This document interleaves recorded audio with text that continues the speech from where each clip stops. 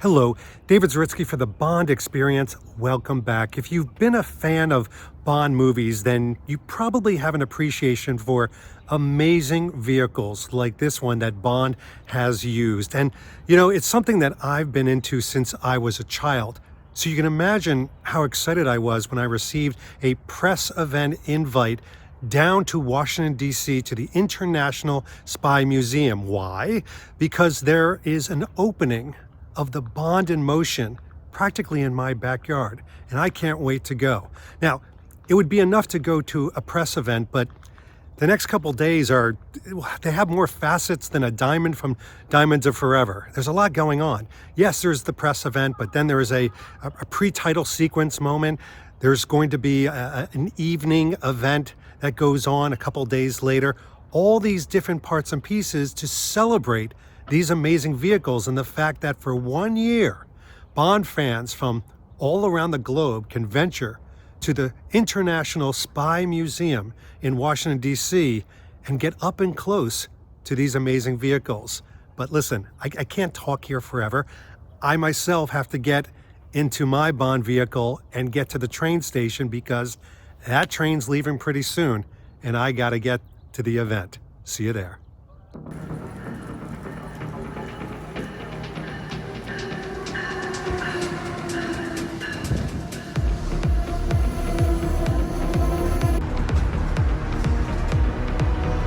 Well, this looks appropriate.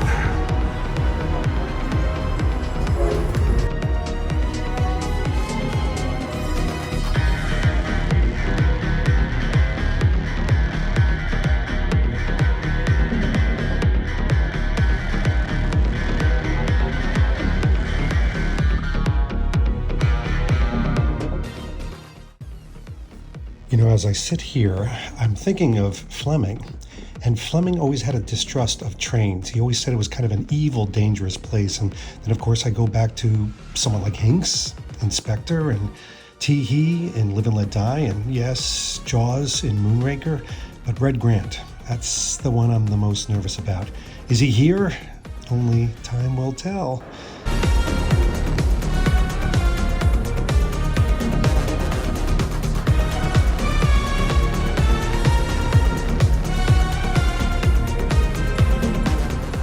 Okay, well, I have arrived in Washington, D.C. unscathed, unmarred by henchmen on trains or double-taking pigeons. And I'm here at the Spy Museum, the International Spy Museum. I don't have any clues why this might be the International Spy Museum. Yeah, other than that giant sculpture that says spy. But take a look in the background. This is a monolith, gigantic, very cool, modern looking, here we go, another little signage moment, building, and it just smacks of spy and intrigue. It's compelling to go in, but we're not going to go in yet. I'm going to take a little moment because I'm very excited. This is an exciting moment of celebration because the fire engines have come out for the celebration. I hope that's not the Spy Museum. Fingers crossed. But more importantly, I've taken a moment to really deck myself out in James Bond kit. First of all, I had to go Roger Moore for my turtleneck by NPL Cashmere. I'm wearing the Tom Ford Spectre suit that Daniel Craig wears. I've got the Skyfall Aquaterra on. I've got the London Stock Exchange Sean Connery. And then, of course, I've got the Tetbury boots from Skyfall also. Yeah, I'm kind of bonded out. But that's what this is all about. It's about escapism. It's about fun. It's about excitement. But the excitement's not out here. It's inside.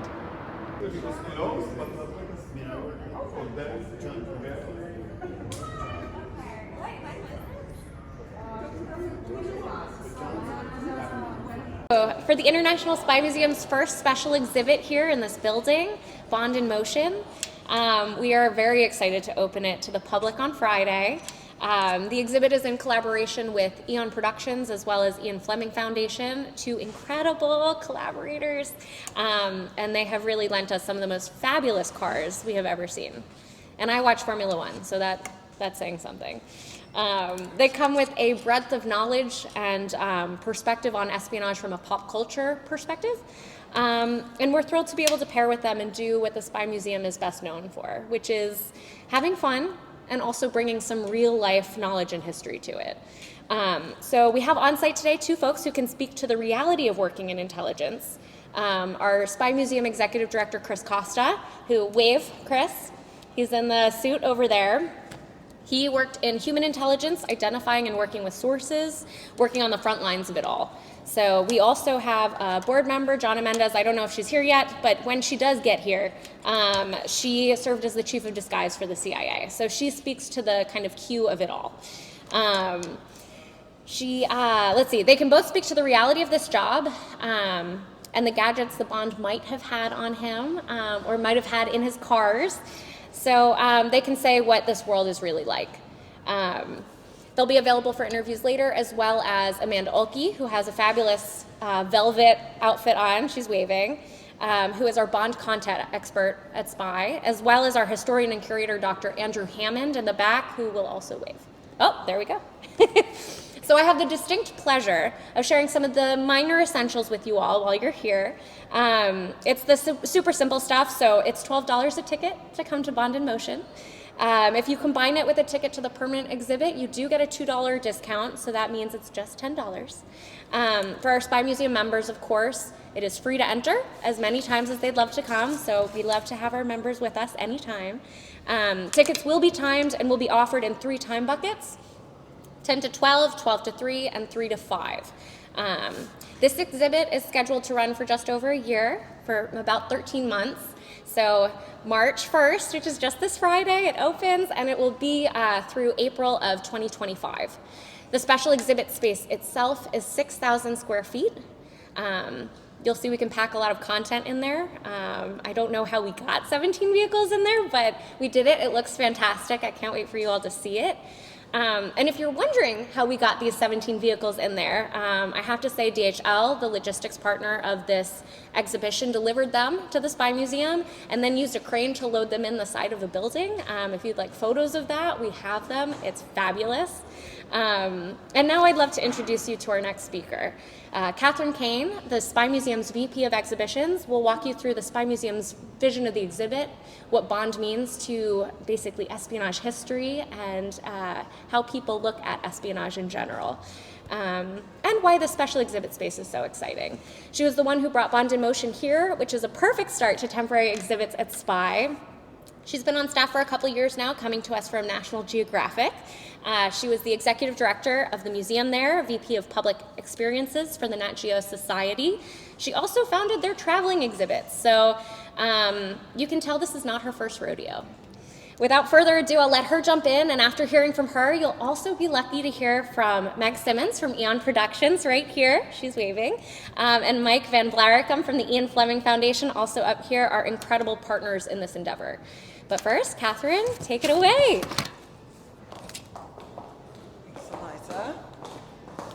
Thank you, Eliza. She always makes me sound so good. Welcome, everyone. Oh, there's quite a few people back there. We've got seats up front if you all want to sit down. I'm Catherine Kane. I'm the Vice President for Exhibitions and Collections at the Spy Museum. I want to welcome you. As Eliza said, this is our first special exhibition in this new home for the Spy Museum, where we've been since 2019, and we could not think of a better exhibit to start with. James Bond is so special to the Spy Museum for so many reasons. He is probably the most famous spy in the world, and even though he's a fictional character, many of the stories that feature James Bond are curiously based in actual events. His creator, Eon Fleming, had extraordinary access as an officer in the intelligence division of the Royal Navy in World War II. And as a trained journalist, he was able to absorb numerous details about many missions and operations, fascinating ones that ended up finding their way into his prolific but brief career as a novelist. And his novels, from 1952 to his death in 1964, I think he wrote 12 novels and 2 short stories. James Bond was by far the most popular, and the novels were transitioned into films, and these became cultural touchstones for their times, villains reflecting our deepest societal fears and concerns, and Bond with his heroics, reminding us that good can triumph over evil. It's the formula that works every time. Glamorous locations, fantastic but curiously believable storylines, amazing cars doing extraordinary stunts, terrifying bad guys, and yes, there were the Bond women who evolved to be just as smart and strong as they were beautiful. These are all the ingredients that make these films such an extraordinary experience for people around the world. And they also stroked a growing fascination with the world of intelligence. And that is exactly what the Spy Museum is all about. The Spy Museum is committed to sharing more about the world of intelligence and highlighting its importance, not only in history, but in the world today. Every year we offer more than 400 educational programs, free admission for Title I schools, and we host thousands of families and children from around the world. The true history and real stories upstairs are truly stranger than fiction, as you will find out if you've never visited this museum before. And if James Bond stories get you excited, you have really come to the right place at the Spy Museum. As always, it takes a village to do projects at this scale. I want to congratulate first the staff of the Spy Museum, and especially the exhibition staff, and Lauren von Beckman, who's our exhibits manager, for keeping us all organized. Every division of the museum was involved in this project, and I just want to give a huge shout out to everyone. We really didn't start working on this project until just about a year ago, so it was a lot of work to do in a pretty condensed period of time. I want to obviously thank Eon Productions and the Eon Fleming Foundation. They've been amazing partners, and their unique dedication to the legacy of Bond has really been a North Star for all of us here. I too want to thank DHL that day. Transporting and lifting those vehicles into this building through a truck door 30 feet in the air was one of the most extraordinary and terrifying days of my life, but everything went incredibly smoothly because of their expertise. The exhibition, as Eliza mentioned, will be on view through April 27th. We hope it will give residents of the DMV an opportunity to visit SPY, and if they've already visited SPY, it'll give them a reason to come back, maybe join as a member and support our incredible mission here at the Spy Museum. Thank you again for coming. I'd like to introduce Meg Simmons and invite her from Eon Productions to come to the podium and say a few words. Thank you.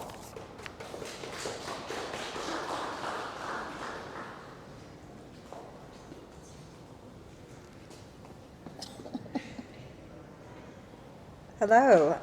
On behalf of Eon Productions, I'm delighted to be here with all of you today and once again be partnering with the International Spy Museum on this exhibit of Bond in Motion. In 2012, we celebrated the villains of Bond in the appropriately named Exquisitely Evil exhibition, and today it's all about the vehicles in this specially curated exhibition. You've got vehicles that were issued by Q Branch that are laden with gadgets and weapons. You've got vehicles that Bond commandeers when his other vehicles aren't available, and you've got lots of villain vehicles. And some of them you won't see anywhere else. The magnificent Glastron Carlson boat with its escape hang glider is special, as is the villain, the fantasy vehicle of the Bathysub that came out of the imagination of our first Oscar award-winning production designer, Ken Adam, and many, many more, plus the interactive displays that you can involve yourself with. So once again, I want to thank on behalf of our producers, Barbara Broccoli and Michael G. Wilson, and the Catherine Kane and her fantastic team at Spy Team, and the Eon Fleming Foundation, and our logistics partners, DHL, for making this happen. So enjoy.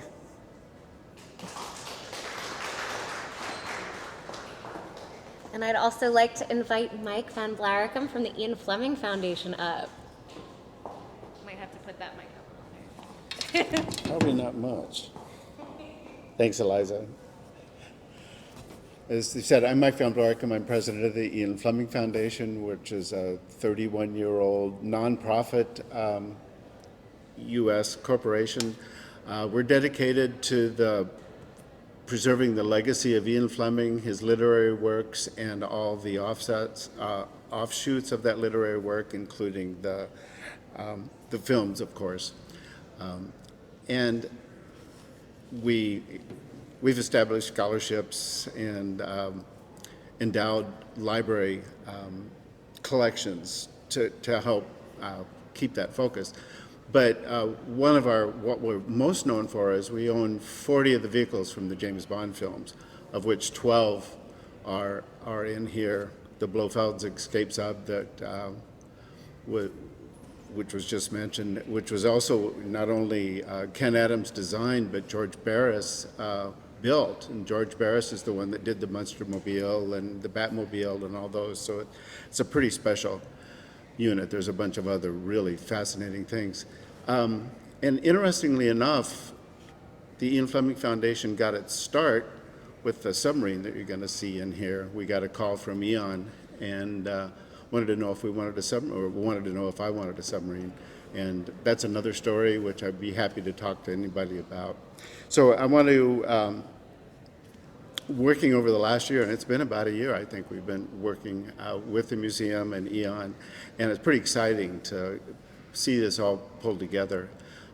And even more exciting to know that that submarine made it up on a crane and got indoors without being dropped. That was kind of a fear. So it's pretty exciting to be here at Bond in Motion and get to work with everybody. So enjoy. We'll be around, so we'd be happy to talk to anybody about all this. Thank you.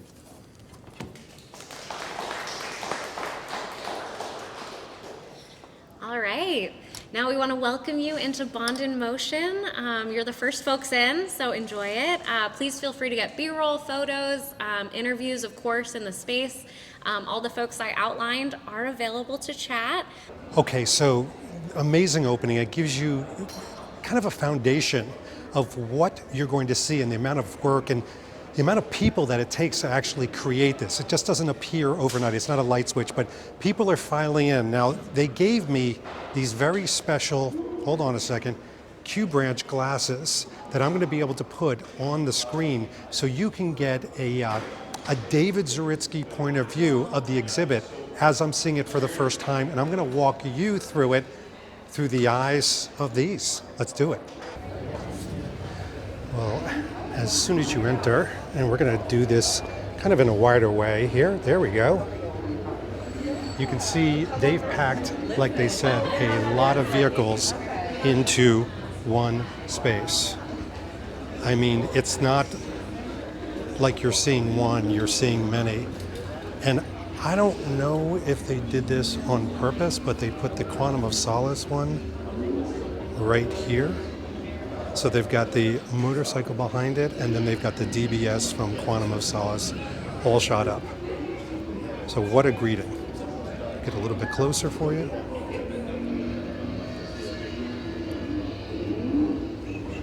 Now, for anybody that knows me, the fact that this is the first thing that you're seeing is pretty amazing, considering the fact that I do like me some Quantum of Solace. You'll notice what they've also done for people is they've put parts and pieces of the movie next to it, so you get an idea of, you know, what was the experience in the movie, and then you can harken back down to the car. And it's not just for normies, as they say, this is for anybody that's into Bond. They can sort of do the comparisons and get that a little bit wider. By the way, always look up, because there you've got the Vulcan bomber from Thunderball, so you're going to want to look up as well. And then over on this side, you've got the tuk-tuk. Now, you've got to kind of look around, because what I'm noticing is they've got the tuk-tuk and the video of the Skidoo over here. So you want to kind of look up and see everything as well. But also, make sure you can get up and close. And by the way, you can get up and close. That's the nice thing about this. You can actually see right in to all of the details. So we're going to do a quick strafing round just to see everything, and then we're going to look at everything just a little bit better. By the way, like I said, always look up, whatever you do. That's the Glastron boat from Moonraker. That is beautiful. By the way, take a look at the paint that's going on in here. And I've never seen this boat. I saw this once at a car show, but I've never seen the interiors that clearly. And the juxtaposition to some of the other vehicles, that makes it very special. Again, when they say they have crammed a lot in here, they really have. 6,000 square feet goes very quickly. But then what's interesting is over here, you've got, of course, the Die Another Day. You've got the Vanquish, or the Vanish, as Q likes to say, complete with the shotguns. Now, this could be any Vanquish, but the fact that it's got the shotguns built in, and also the absolute nostalgia. Oh, look at the front rockets. Almost lost that one. You know, kind of the, I'm going to say it, the badassness of having it being screen used, meaning this thing has seen celluloid. When you watch the movie, that car is the one that you see from the movie. And of course, this was the thing that started it all with the Eon and Fleming Foundation that Mike was describing. The sub, which I remember was in very, very poor shape. Obviously not in poor shape right now. Now, the sub that they were talking about before, what I love about these kind of moments, and again, this is about environment. Take a look at the water effects that are going over the sub. This sub, again, all of these are usually in what I call roadworthy or road-ridden shape, meaning they've been used. This has been restored back to its glory, but they also then put it into an environment which you can immerse yourself. This is all about immersive moments.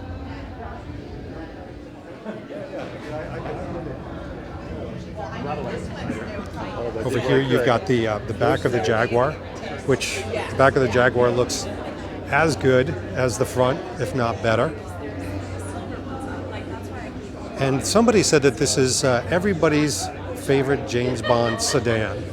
Of course, it's the BMW. Absolutely amazing. Complete with the rockets. Oh, I'm sorry. My bad. By the way, this is a lot going on here, you could tell. But again, you've got some of that environment in the background that really shows it off. Love the back cage on that as well. Very appropriate. Now this over here, yes, I love the Quantum DBS, but the Z10. This is something, this was a fantasy car of mine, still remains to be one. I remember seeing it in the film itself, which you can see behind there, and just absolutely being smitten by this. A little bit was the Roadster effect, but everything else that goes on here was part of it. And by the way, look at that console. The console itself is absolutely blindingly gorgeous. Now, I just did a video with Calvin Dyson on Diamonds Are Forever. What do we have in front of us? The Diamonds Are Forever ATVs. They were always kind of a little bit silly to me, but they are a point in time. They are a point in history, so we've got to cover them, of course. Yeah, I'm not a car person either. I love colors. I do too.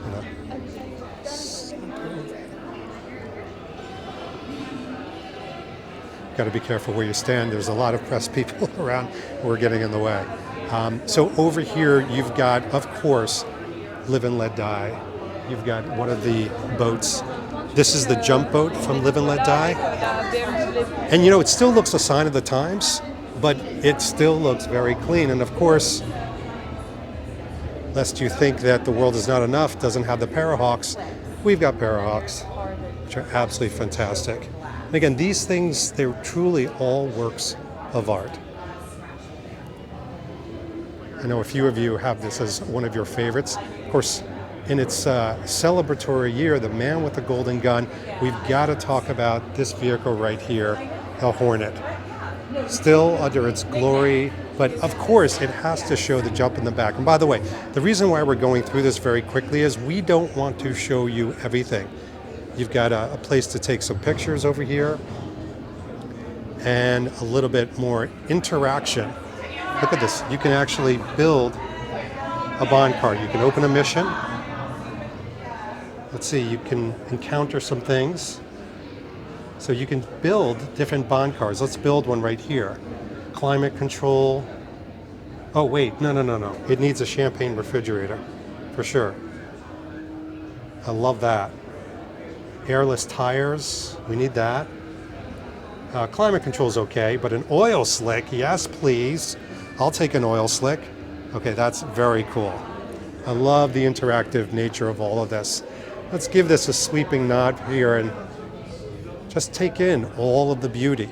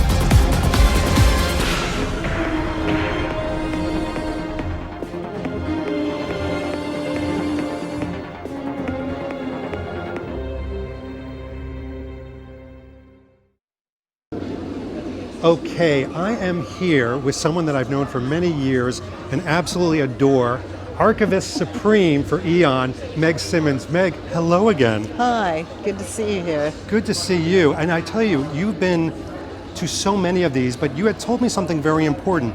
You really have to give this the check and authority for Eon for every one of these that come out. Yeah, each exhibition is different, and with Bond in Motion, even though we've done several different Bond in Motion exhibitions, each one is slightly different and special, and you just make sure that it works.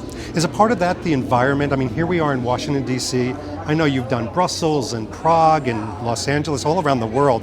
Is a part of it the structure, or is it also you want to create a different flavor every time?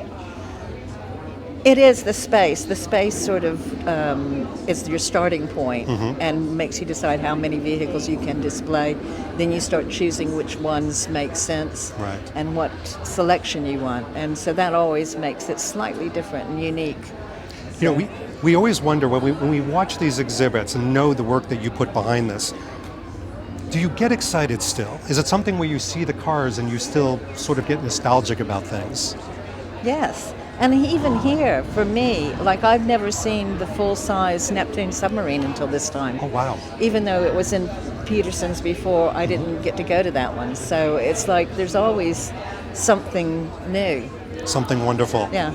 And this is a bit of a Barbara Walters question, an emotional question. What type of feeling do you want fans like me to have when they walk in here? I want them to feel the excitement of Bond's adventures and the imagination that goes into them. Yeah. And you know what? I felt that immediately. As soon as I walked through that threshold, and you even get to sit on the skidoo, I always say the best of James Bond is about escapism and fun, and that's exactly what you do. You feel like you've left the rest of the world outside. That's right. Yeah. That's what we like to do. It's really well done. Well, now we get to celebrate. I know we have a celebration coming up, and then we're off to different territories, but thank you so much for putting this all together. My pleasure. Thank you.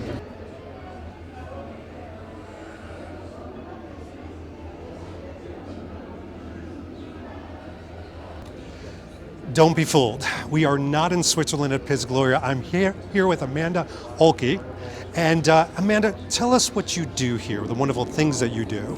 Well, guess what? This is my 20th anniversary at the Spy Museum this February. I work gosh. on programs and I've worked on exhibitions. I've had the pleasure of working on our Exquisitely Evil Bond Villain show, Love and it. now getting to work on content around Bond in Motion. All right, so how excited, I'm hearing it in your voice, Yeah. but how excited were you when you found out Bond was coming back? Oh, I love Bond so much. I just am such a junkie. I was just telling Meg Simmons from Eon how much real tears I wept at the last movie. So to have the opportunity to talk about Bond, bring the excitement to people, and it's nostalgia. Yeah. Whatever Bond you love, you can find that Bond here.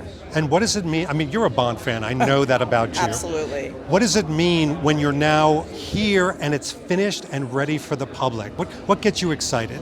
Well, it's like Christmas Eve. Yes. You know, we're waiting for the public. They get to come in and see all these gems. I mean, it is dazzling. And really, they're just so visually rich and exciting. And just the oohs and ahs. I'm all about the public and engagement and the excitement. And I know our audience is going to adore this. And I mean, we have... Oh, and also we've got the Jag back, and I know. love the Jag so much. And beautiful. Yes, I do have toenail polish that matches that Jag. No, you don't. Are you wearing it for the party or I anything? can't tell you that. Of course I will be. To be continued. Well, so, all right, this is an unfair question. It's my last question for you, and it's unfair. No, it's not no unfair questions. Well, do you have a favorite? Vehicle or Yes. Bond? Vehicle. Oh my goodness. It's the Vanish, the Vanquish. Yes, it's beautiful. So you like it with the shotguns and the rockets fully decked out? You know, I like a little extra feature in my car. Yeah, a little twirtle. All right, so now you opened it up. Who's your favorite Bond? You know, this is kind of crazy. I'm going to say it's George Lazenby, who, hung out at Piz Gloria, because he's the only Bond who's come to the Spy Museum, and I got to interview him. You know something? I was there for that interview. You did an amazing job. It was a wild pony. He's quite something, but he's unfiltered. He is unfiltered, Yeah. but I ended up feeling very, very kind of protective towards him in an odd way. Yeah, well, I understand that. Yeah. Well, first of all, thank you. Thank you for you. making this happen. Thank you for making this happen. And we're going to enjoy the rest of the exhibit. And I can't wait to see you on Thursday. It's going to be amazing. Check it out.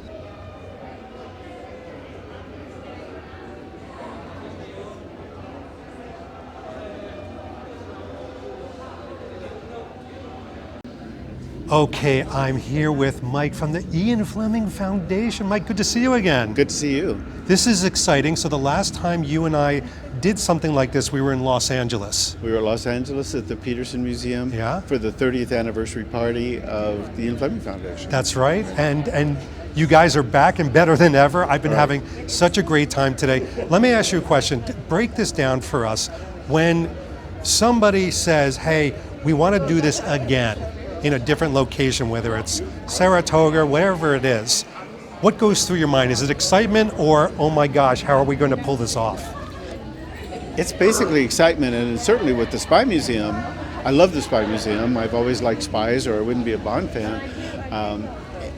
For the Spy Museum to be able to do this in a room that's never been used here at the Spy Museum before was just super exciting. Then when we found out they had to use a crane to get our vehicles in, and this submarine that's sitting behind us had to come up with a crane, that was a little nerve-wracking, but it was also really exciting and to work with the folks here. And to work with Eon again was a lot of fun. It's a blessing, and it's great for us fans. I mean, we get the side effect, but all right, so as somebody that, knows that this baby, which kind of started, right, your whole engagement, I mean, that's how the legend goes. Are you nervous? Do you get a call like, hey, Mike, good news, the crane worked okay? Are you biting your fingernails the whole time? No, Doug Redina is one of the co-founders, which everybody seems to know in the Bond world, was here sort of ramrodding everything, and he kept me, I was going to come out and I didn't, and Doug kept me informed and texting me so we knew everything was safe. We didn't get that panic phone call that, oops, we just dropped it. I have to admit, the Blofeld escape sub, which is sitting here, did, when it was shipped, not here, but to another exhibit, was damaged really badly. And so we had to scramble to get it fixed up, and it's actually in better shape than it ever ever was. So it here. basically took on the life of Diamonds Are Forever, like at the end of the movie. Exactly. Somebody was battering Blofeld. Yeah, Blofeld's not in there. It was on a truck and it fell during transport, and it looked like it had been battered into the wall. Oh my gosh. You know, I'm going to ask you a very, I always call this an unfair question, but maybe it is fair. When you see a grouping of vehicles like this, whether they, are part of the Ian Fleming Foundation or not, do you sort of get your favorites after a while? I do. And I think somebody else asked me that question. Of course, the submarine behind me is a favorite only because of the history of it starting the foundation. But I think the Mercury Cougar over there from Her Majesty's Secret Service is one of my favorite. She's beautiful. Favorite vehicles because it's a beautiful car. It's from the era when I was in high school. So it's the kind of cars we drove to school to start with. And, to see a car like that is just amazing. And I've driven it. I've laid rubber with that car on a blacktop in Illinois. So it is one of my favorite cars. And, the last thing I'm going to talk about, and this is important for my audience because Mike from the Ian Fleming Foundation, when I say the very thing, Ian Fleming Foundation, not everybody knows what that is. And yet we're standing in sort of a part of the mission of the Ian Fleming Foundation. Could you tell my audience what exactly it is? Sure. The Ian Fleming Foundation, when we were formed as a nonprofit, was there to preserve the legacy of Ian Fleming. And of course, the legacy not only is the books that he wrote, and which include Chitty Chitty Bang Bang, for those of you who don't know that, but the movies that were spawned from it, the advertising that was spawned, the spin-offs, I Spy, Get Smart, all the Mission Impossible, all of those things. In fact, A Man from U.N.C.L.E., Ian Fleming came up with the idea for Man from U.N.C.L.E. and sold the rights to Napoleon Solo and Man from U.N.C.L.E. for £1. So those were really important to the legacy of the history, and to be able to, and of course the vehicles from the movies really are iconic and represent the films, which of course wouldn't have existed if Fleming hadn't written his novels in the first place. Yeah. So the fact that one man could create something that changed the way popular culture is observed in the world today and is known throughout the world is just incredible. So that's our mission, is to really preserve that and tell that story. Well, thank you. And you tell it well.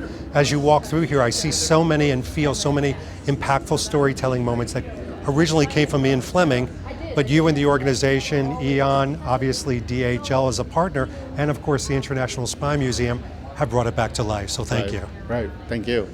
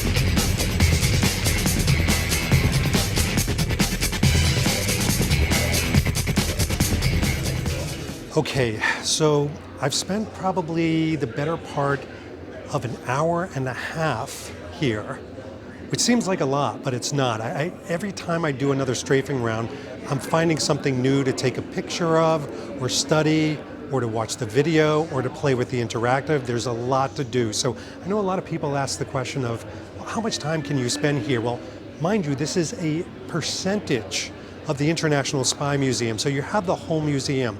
You have Washington, D.C.